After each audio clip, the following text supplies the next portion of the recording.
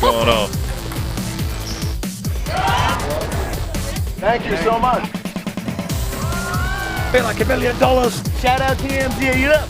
Let me check out that rig. TMZ stands for the Mayweather Zone. How'd you find me, bro? I got my disguise on. I love my TMZ family.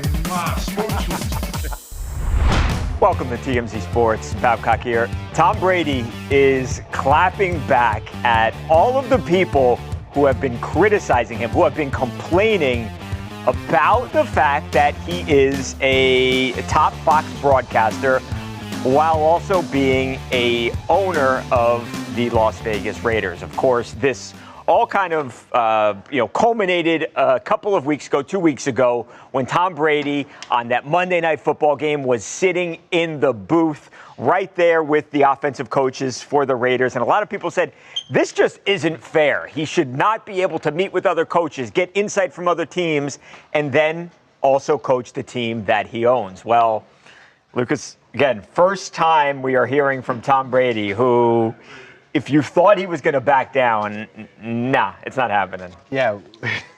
Tom Brady did not hold back in a weekly newsletter, and he started it off by really making a theme of do your job. So he's like, that's why the Patriots were so successful. Right. That's something that Bill Belichick implemented with every team every year, and something they got from Parcells. Right. But that's their motto. Yeah. He said, this is my job now as a football expert, such a knowledgeable man. This is what my duty to the sport with Fox to make the fans more knowledgeable in what they're viewing, and with the Raiders to bring them back to relevance again. Right. And he had one quote in particular that just really hammered in on that, and I'm going to read it because it is just so strong. Yeah. He goes, "I love football. At its core, it's a game of principles, and with all the success it has given me, I feel I have a moral and ethical duty to the sport, which is why the point where my roles in it intersect is not actually a point of conflict, despite what the paranoid and distrustful might believe. Rather, it's the place from which my ethical duty emerges, to grow, evolve, and improve the game that has given me everything." He goes on to say, the people that are big naysayers and haters about this actually expose themselves as only being interested in themselves because they can't imagine someone doing something for the greater good. Right. I think it comes down to when you're a fan, there is so often that you think the other team's against you. The referees hate your team. The announcers, they're rooting for the other team. And I think you just always are so suspicious of other people who aren't part of your team. And I think when you've got Tom Brady, who was sitting in the Raiders coaching booth, I think it's just natural that fans are going to think that. The more, and I don't want to relitigate this because it's a week and a half old story now, but the worst the Raiders offense looked was the day Tom Brady was in the damn booth. That's just the reality. He scored 9 points that game. They've scored double that.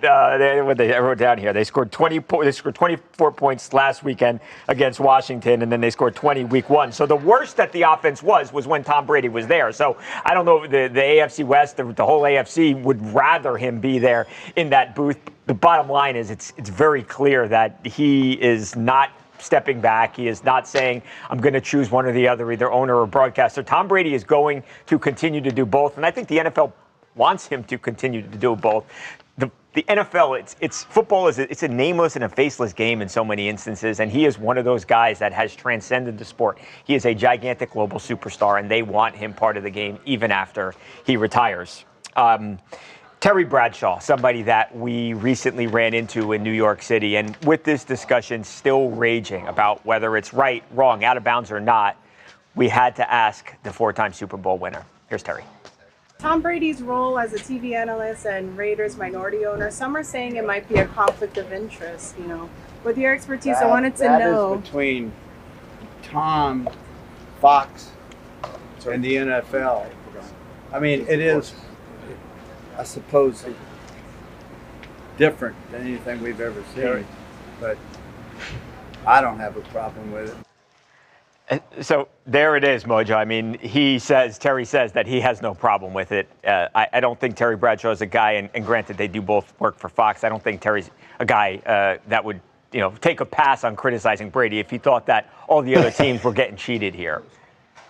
Yeah, I was trying to interpret his tone there for a second. I was like, maybe he's saying this in a way where he's indicating that he's not believing what he's saying. Yeah. Or he just really didn't want to go too far into it. But I think you brought up a good point.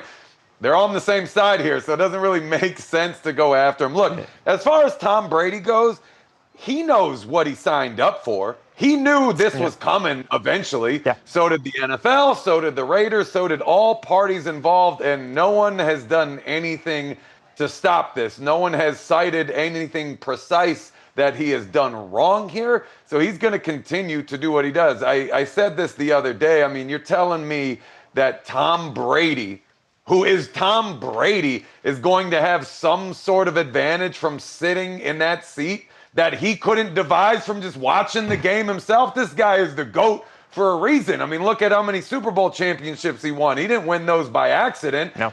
Sitting in that seat gives that man no advantages at all to take back to his team and tell them something that probably they wouldn't value from anyway. It's like, what is the team going to get out of that either? I just don't see it, man. Like, I can see where people are going to be upset. And like you said, everybody needs a scapegoat in the game. Nobody wants to blame themselves or their team. They're always looking for external forces to use as a scapegoat. I just don't see it, man. I don't understand it at all.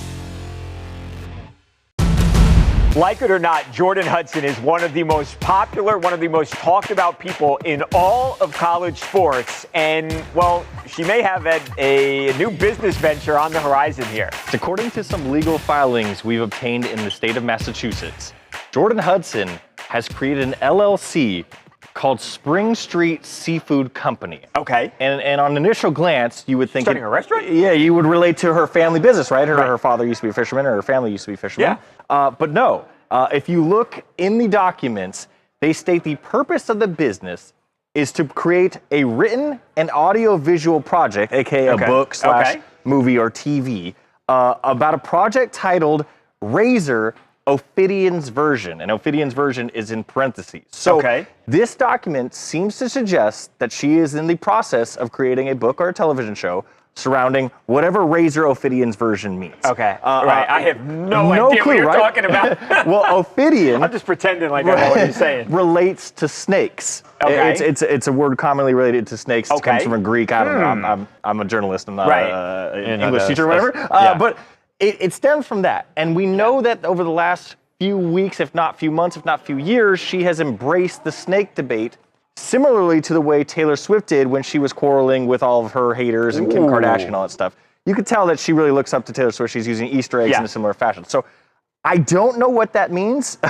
We do know that on Saturday she was wearing a mini skirt that was snakeskin print. Yeah. We know. That was before we did the story. Yes, and in her pageant a couple months back, she was in a green a snakeskin print. Right. She often wears a necklace that is a python or whatever that wraps around. So we know she's really embracing snakes.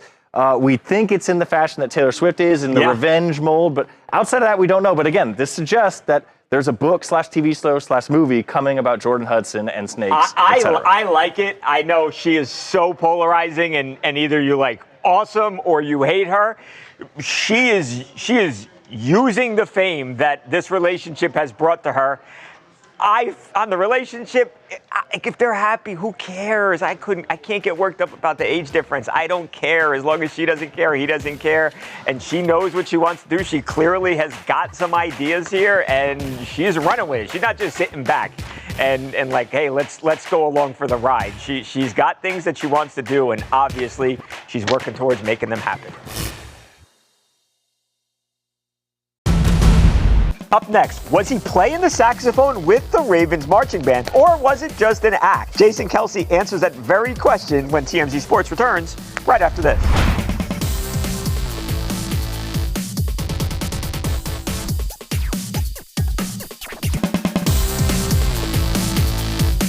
Welcome back to TMZ Sports. My favorite part of the Lions and Ravens game was Jason Kelce playing with the famed Ravens marching band. The great football game was pretty good too, but that was pretty cool. Yesterday, we debated whether or not Jason Kelce was actually playing the saxophone. We didn't know if this guy had any musical talents, and we certainly didn't know if he was actually playing the music. Well, We've got our answer now because Jason Kelce with his brother Travis on their New Heights podcast, we've got some answers. Jason got a new side quest. Jason. Travis.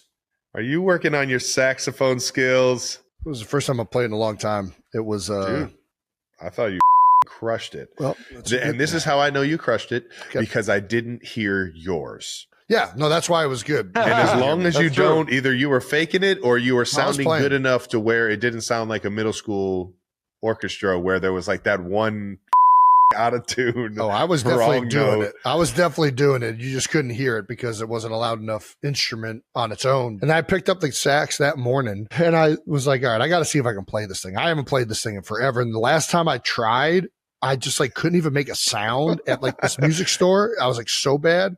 Yeah. And I picked it up and I'm like starting to play it a little bit. And I'm like, all right, you know what? I can do this. And he actually did it. And again, he was with the full band, but you didn't hear anything that was out of place, Mojo. He was pretty good. You know, too, I mentioned this a little bit yesterday. I got to give him even more props than everyone's doing, because as a former woodwinder myself, I had to take myself back here for a minute. You make an airtight seal with your mouth around that instrument, right? This guy's blocking his nose with the strap from the helmet, hat thing, whatever. Right. Where's he breathing from, man? Like, this is a dude who's clearly still in fantastic cardiovascular shape. There's no airways here, and brother is still doing this thing, so hats off to him. We literally talked about this yesterday. I think we were pretty split 50-50 on if we thought he actually was playing or not. I did say I thought he was playing. You did. So there's that. But very, very impressive. This is not easy to do, to pick up an instrument after decades and just jump back in like nothing happened the past 20 years. So man, this is just a multi-talented dude. I know Travis Kelce gets all the love these days because of everything that's going on, but we can't sleep on Jason, man. Push Jason. He's the guy. He's been one of the biggest breakout NFL rookies this season. Commanders running back Bill Croskey-Merritt tells us fantasy football fans are blowing up his DMs when TMZ Sports comes back right after this.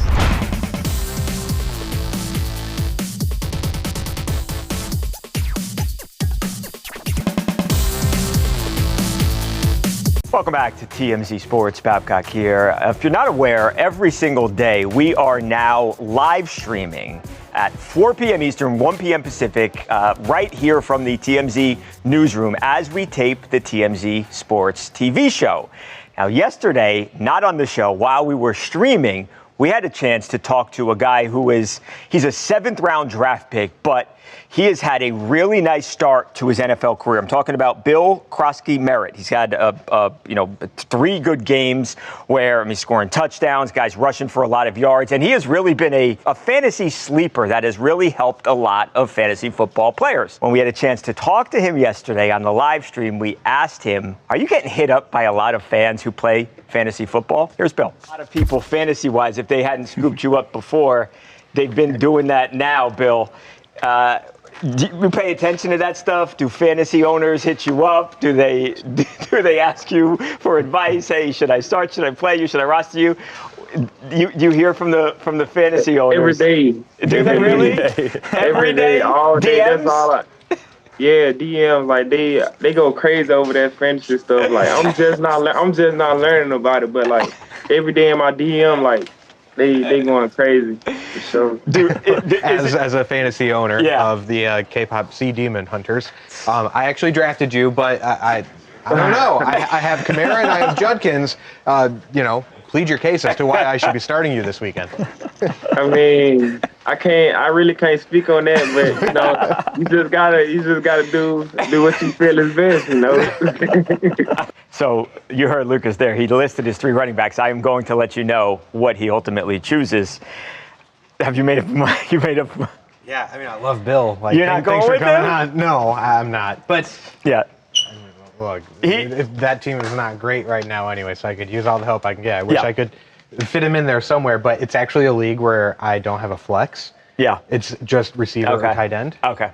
So I only have 2 running backs. Okay. And But it's really funny because, I'm not trying to get the rookie in trouble or anything, but later on in that interview, he goes on to say that Kamara is like one of his idols. Right, he modeled his Kamara. Game after, so I'm like, no, I'm not trying to get you to dog those two guys, but he handled that very well. Right. No, he did. Really funny. I mean, like we said, he was a 7th-round draft pick. I think, they have Austin Eckler, and you're not sure what the season looks like. How many carries does he actually get? And then injuries happen, and he's had a really nice start to his career, right? Brian Robinson got he traded, gets and traded. that's what kind of like sparked in my head. And when I drafted him, actually, that was a good call in my league, they know ball. I'm probably like the least knowledgeable person in the league. And my buddy was like, dude, I was going to take him right after you. So it's like one of those guys who, he was a sexy name going into the season, and then he has lived up to it. And now even, getting picked up by teams who haven't gotten him yet. So it's cool. I think running back obviously is one of those positions in the NFL where you can step in and you can contribute right away. I mean, how many great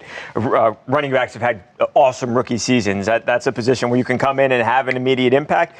Things worked out well for him. And by the way, he seems like a really cool guy, a really cool kid. He's only 24 years old. He's in a good situation there. We've got a young quarterback. I think the idea is that Bill and Jaden, they kind of grow together, and they've got ideas on doing big things in the NFC East. So.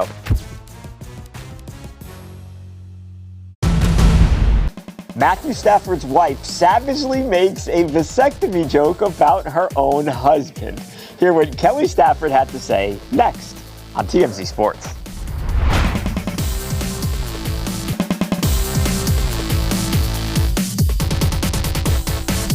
Welcome back to TMZ Sports. As if the Rams' loss on Sunday to the Eagles, just devastating way to lose a football game. As if all that wasn't bad enough, it was even worse for Rams quarterback Matt Stafford, who he got hit where you do not want to get hit. And it was bad. So bad that he even got trolled by his wife, Kelly Stafford. Kelly Stafford, of course, has got herself a podcast called The Morning After. And, she was making jokes at her hubby's expense. Watch this. After the game, I'm like, hey, what was going on? Like, are you okay? And he was like, yeah, I got my crushed. Okay. So... listen, don't know what it feels like. Time out. He got his crushed. So, and as women, we don't know what this feels like, right? But I'm like, okay, well, and I looked at him and I said, well, you know what? That's God's way of taking care of your vasectomy since you haven't done it in the last 2 years. So thank you, Jesus. And he just looked at me and he was like, I go, ice him on the way back, honey. You'll be okay. Ice him on the way back. They have got 4 kids, Mojo. Probably all they're going to have after Sunday. So Babcock, I was getting like a bleep on my side. She was talking about he hurt his hand. Is that what happened? That's what she's talking about, right? It was another body part. Yeah. He's got 4 daughters, Babcock. I don't know. Maybe he's not done. Maybe 2 years have passed for a reason. Yeah. Maybe he wants a son next. I don't know what's going on. Maybe he wants more daughters. Whatever. Maybe. But, getting hit in the junk definitely sucks. You'd be surprised, too. Nobody really wears a cup in football. That's not really a thing. I mean, I was on a lot of football teams. I don't really remember a single teammate that wore a cup at all. I mean, you'd be surprised at how infrequently you get hit in that particular region. I suppose if you play the game low like you're supposed to, it minimizes the angles that could hit you with a direct shot. But either way, they'll happen eventually. Dirty players will aim for that, and it sucks. So I'm glad he's okay. Because we've seen some shots to that area where people have to sit for a while. Things get inflamed, if you will. You know what, Mojo? And that's how you know that he's okay, because his wife would not be joking about it if he were not okay. So, I would expect that Matt's going to play football. I don't know, Lucas, if there's any more kids here, but he's okay. That's the bottom line. And even if it didn't work, I mean, the guy has made $408 million just on the field alone. How much? $408 million. So he's got to be one of the highest paid players of all time, period. can't imagine who would have made more. Let's Through look it up. 2015. That's just remarkable that he's made that much money. And obviously there are higher paid quarterbacks right now who are making more on an annual value right now, but he has for a long time clearly been one of the best paid guys in the entire NFL. So he will be okay again. If Kelly Stafford was worried about Matt, she would not be joking about the old family jewel. So he's okay. And to that point, Mojo, maybe it is time that football players start wearing cups.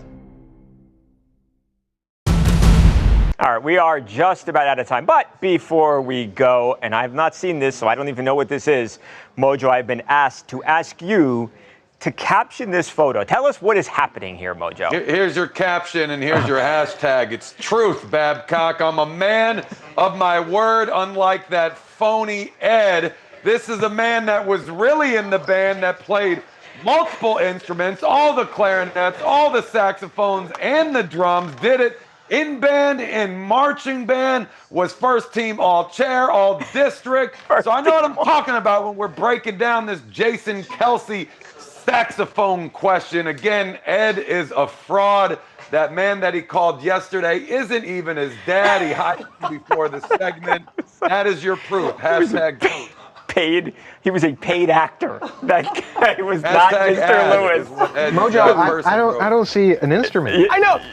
He's in a shirt that says band, and we're supposed to believe he's in the band where he's not playing anything. Listen, further investigation is needed here. So stay tuned. We'll get back to you tomorrow. It's also a way better sweater than Ed's wearing right now, so I'm pointing that out. A sweater that says I'm in the band, and he acted like it proved that he was first team all chair. I was like 11 in that photo. Unbelievable, Mojo. Judge would rule in my favor with that.